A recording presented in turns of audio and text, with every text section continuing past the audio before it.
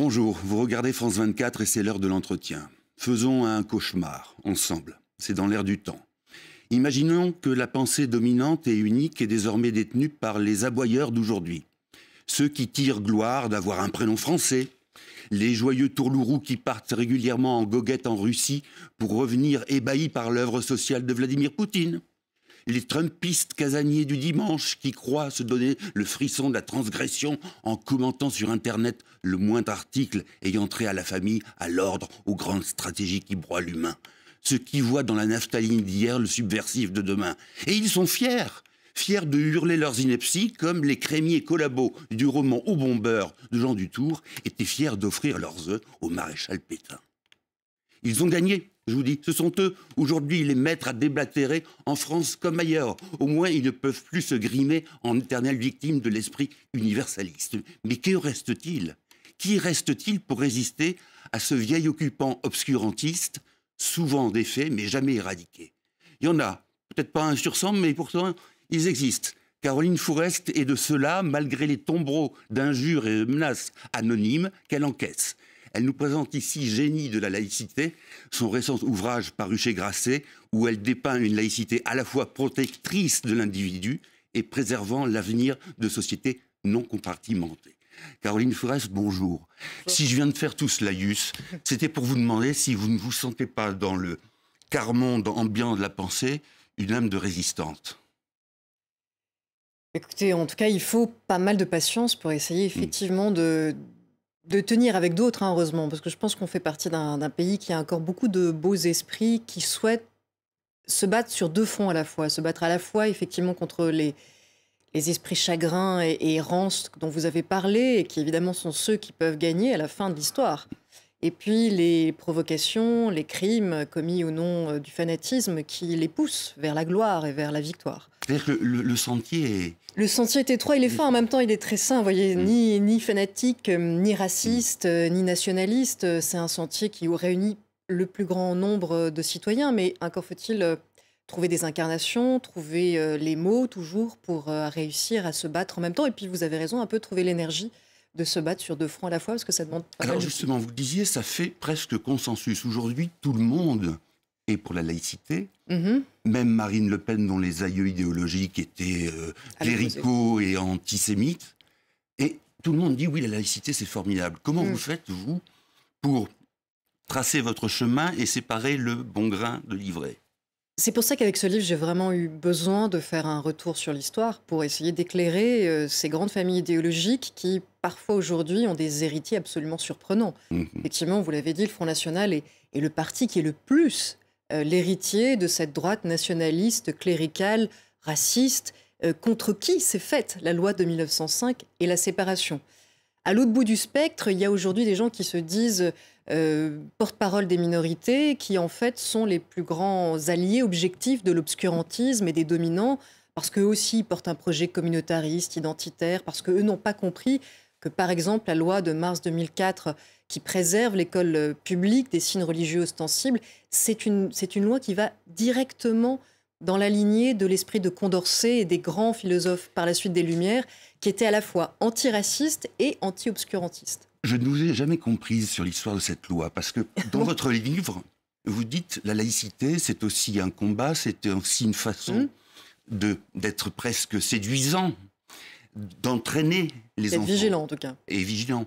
Pourquoi cette loi de 2004 qui exclut les petites filles, les jeunes filles, auxquelles on pourrait dire « viens avec ton voile et on va te montrer les mille et une façons d'exister et de vivre ». Écoutez, c'est terrible qu'on en soit encore à devoir refaire l'explication, mais c'est la preuve de la demande de patience. Non, mais parce que, exactement comme au lendemain de la loi de 1905, et même avant, il y a eu tout un projet pour défendre une école publique. On ne parle pas des écoles privées qui, elles, peuvent tout à fait accueillir tout signe religieux.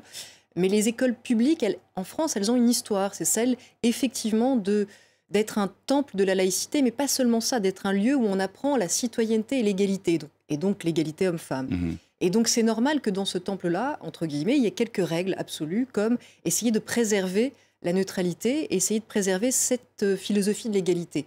On a enlevé les crucifix des salles de classe. Ça a fait beaucoup polémique à l'époque. Je peux vous dire que les cléricaux étaient furieux. Ils ne disaient pas que c'était de la christianophobie, mais ils disaient exactement la même chose. On peut retrouver les mêmes procès d'intention qu'on a aujourd'hui en islamophobie contre cette mesure, pour justement faire en sorte que les élèves soient tous considérés comme de futurs citoyens et qu'ils puissent apprendre, loin des préjugés de leurs parents, peut-être une autre vision des choses, plus républicaine, plus laïque, et ensuite à eux, une fois qu'ils ont franchi la porte du lycée, une fois qu'ils sont entrés dans l'âge adulte, de devenir exactement qui ils le souhaitent. C'est pour ça que des gens comme moi, par exemple, et je pense qu'en étant fidèles justement à cet esprit, se sont battus pour qu'on préserve effectivement les écoles publiques de toute pression, de tout signe religieux, particulièrement de signes ostentatoires qui différencient les hommes des femmes, et qui dans le même temps, je ne suis pas opposée à ce que des mamans puissent accompagner des sorties scolaires avec un voile. Ce sont des adultes, c'est un autre rôle. Je ne suis pas opposée, je suis contre l'interdiction du voile simple qui permet l'identification dans la rue. Là, je pense qu'effectivement, c'est un abus de laïcité. C'est pas la laïcité, c'est autre chose, c'est de l'autoritarisme.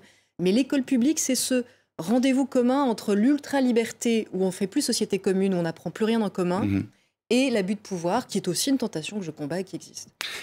La campagne électorale aujourd'hui, vous avez eu des mots très durs vis-à-vis de Benoît Hamon. Pourquoi? C'est un islamo-gauchiste? C'est lui qui a eu des mots très durs à mon égard, en fait. C'est pas l'inverse. Il se trouve que Benoît Hamon, il y a quelques mois avant lancé sa campagne, à moi et d'autres, Mohamed Sifaoui, un journaliste qui est menacé de mort en raison de ses combats depuis l'Algérie contre l'islamisme. On a été un peu amalgamé, assimilé à ce que Benoît Hamon semble considérer comme douteux, en plus apparemment avec un manque de finesse qui prouve qu'il ne connaît pas les nuances intellectuelles sur ces sujets. Donc, c'est pas rassurant pour un candidat de la gauche qui est censé justement être un peu au fait de ces questions.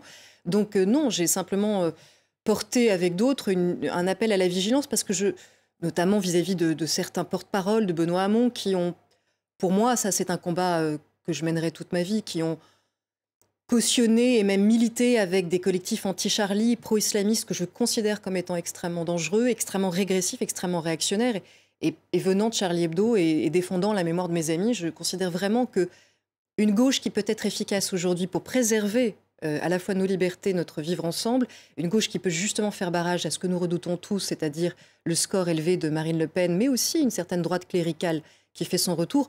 Pour moi, dans ma vision... C'est de François Fillon, à condition qu'il survive... Oui, François Fillon a gagné cette primaire avec l'aide d'une droite très cléricale, donc c'est aussi quelque chose qui m'inquiète. Donc moi j'ai envie, j'aspire à ce que la gauche française reste extrêmement claire, extrêmement vigilante sur la laïcité. Je ne pense pas qu'on ait des désaccords avec Benoît Hamon, que je connais par ailleurs depuis des années, avec qui j'ai eu jadis des combats communs, sur la loi de 1905, sur son interprétation.